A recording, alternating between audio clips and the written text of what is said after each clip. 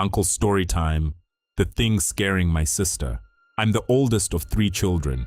We grew up on a farm in northwest South Africa. It's a lovely farm, lots of things to do, trees to climb, places to hide, and wide open fields to run in. Back then, when my dad bought the farm, I was 6, my sister was 4, and baby brother was about a year old. The house was another thing. When we moved in, it was already about 100 years old, built before the Anglo-Boer War. To give more background, the original house had a kitchen, sitting room, dining room, 3 bedrooms, and 1 bathroom. The rest of the house, as I know it, was built later on. The windows were made of wooden frames that slide up, nothing like we get in SA today, sand bricks, and had slate floors, and the most beautiful Oregon pine ceilings. I remember walking down the hall and it being so cold that I would run down the hall to get away from the cold. The odd feeling that something is watching us. I used to lie on my bed looking at the roof, hearing a white noise and seeing the paint moving, consistent with the noise. We were always scared, but parents being parents, they always told us that there's nothing to be scared of.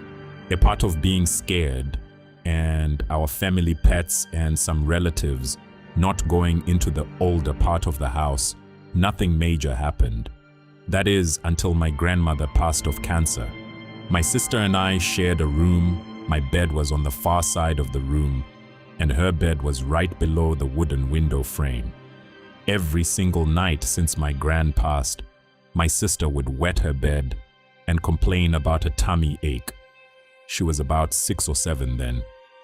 The parents thought she had a bad time accepting my gran's death, and she had to see a psychologist once a week. It didn't help. At this time, my mom started getting pains in her hands, making nothing of it. The parents' bed also set up below the window frame, as it makes a pretty headboard.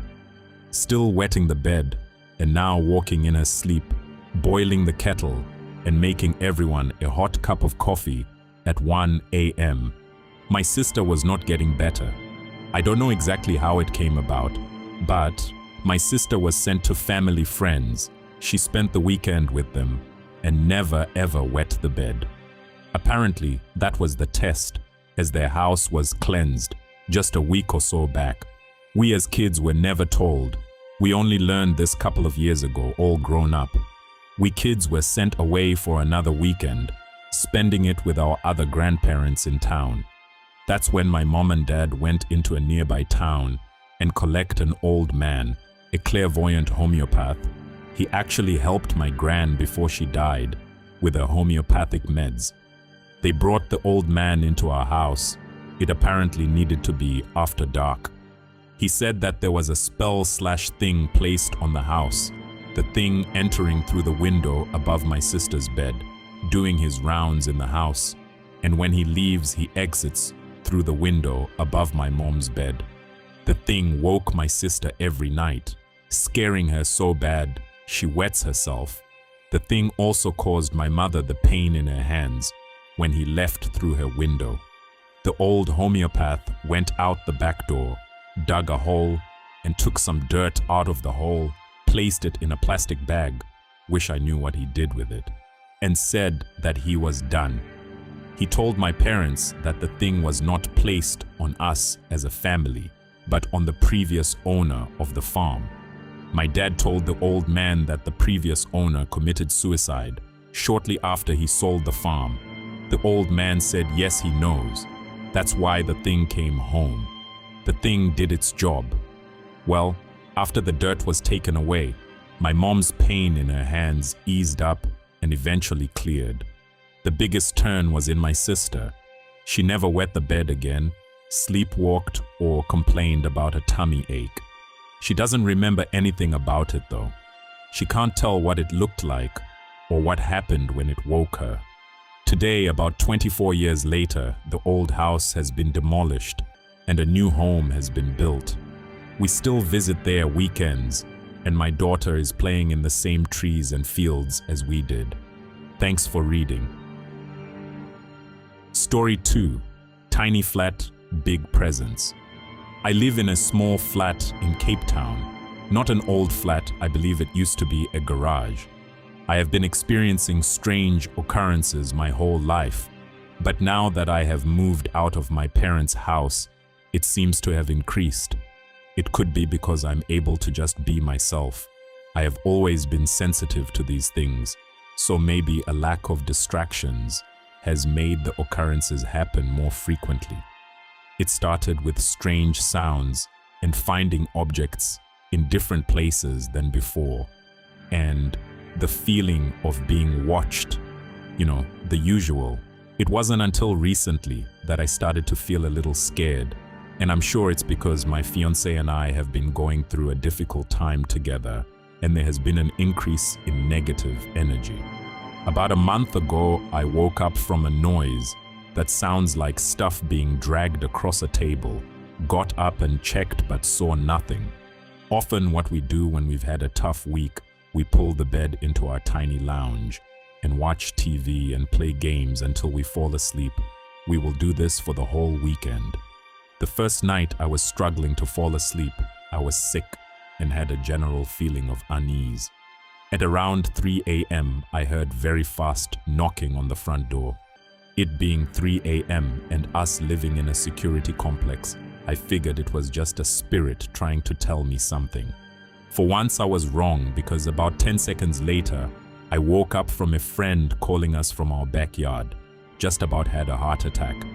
While my fiancé went outside to reprimand our friend, I suddenly went stiff and heard something in my right ear say, quite angrily, "Get out," and then all went calm.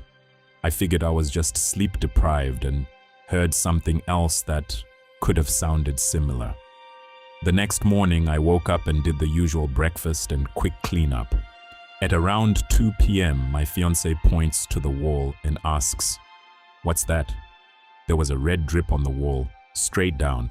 Our wall has a bit of a texture, so for anything to drip down in a perfectly straight line is really unusual. Never mind the fact that it is in the middle of the wall above eye level and red, and only one, not a sign of any other red marks anywhere. I wipe it off the wall and continue with my day. The next day we wake up to another red drip mark in the kitchen this time. Same red as the day before, just a different wall. Again, no sign of red anywhere else. These marks were in places where we would definitely have seen them during our normal daily routines. 2 days later, I found my hamster dead in her cage. She was old, but had gone from super energetic to barely emerging from her nest in the space of 1 day. I knew this day would come, but when I found her, she had her eyes open and her front paws pressed together. I was a little freaked out about the drip marks, but shook it off. No physical harm done, so I did not feel threatened. The week starts again, so the bed goes back into the room, and the week continues. I think it was a Wednesday night. We were watching TV and we heard what sounded like hammering coming from the ceiling. We have nobody above us or next door to us or even next door to that flat. The hammering continues for about 15 minutes. We decided it was time to go to bed, so I get my bed ready, go pee, and head back to the lounge to get my glass of water. My water was on a table that is against the back wall of the lounge, also where my hamster cage used to be. As I approach the table, a huge bang comes from the wall that shakes the paintings hanging against it. I couldn't move any closer. I left the water and just went straight to bed. Didn't sleep well that night. Since then, activity has stopped. The odd feeling of being watched here and there, but nothing else. I have developed insomnia since then, though. It's difficult to distinguish if our negative energy was making things worse, or if something brought negative energy into the house.